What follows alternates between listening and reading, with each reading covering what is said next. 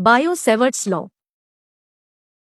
Bio-Savart's law एक equation है जो हमें ये बताता है कि किसी वायर से करंट पास होने पर मैग्नेटिक फील्ड कैसे क्रिएट होती है और ये करंट पे किस तरह डिपेंड करती है। बायो-सेवर्ट्स लॉ कूलॉम्ब्स लॉ के सिमिलर है और इस लॉ का यूज हम एटॉमिक और मॉलिक्यूलर लेवल पे मैग्नेटिक वैल्यू को कैलकुलेट करने के लिए कर सकते हैं।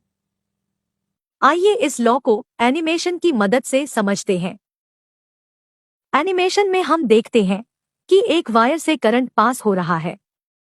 अब क्योंकि वायर में इलेक्ट्रॉन्स फ्लो हो रहे हैं जिसकी वजह से करंट बनता है, साथ ही इन इलेक्ट्रॉन्स के मोशन के कारण वायर के अराउंड मैग्नेटिक फील्ड भी क्रिएट होता है और ये मैग्नेटिक फील्ड हर एक पॉइंट पे डिफरेंट होता है।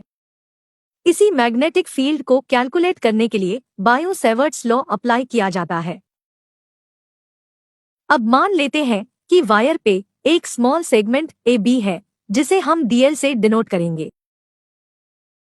डीएल के सेंटर पॉइंट से आर डिस्टेंस पे एक पॉइंट पी है। साथ ही ये भी मान के चलते हैं कि लाइन ओपी और वायर के बीच का एंगल थीटा है। अब अगर हम पॉइंट पी पे मैग्नेटिक फील्ड कैलकुलेट करना चाहे तो हम बायो-सेवर्ट्स लॉ को अप्लाई कर सकते हैं।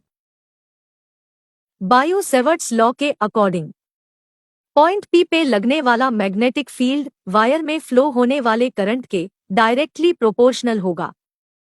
Magnetic field small segment element DL के डायरेक्टली प्रोपोर्शनल होगा। मैग्नेटिक फील्ड साइन एंगल के डायरेक्टली प्रोपोर्शनल होगा और मैग्नेटिक फील्ड पॉइंट पी तक के डिस्टेंस आर के इन्वर्सली प्रोपोर्शनल होगा। इन सभी वैल्यू को कंबाइन करने पर हमें एक इक्वेशन मिलती है।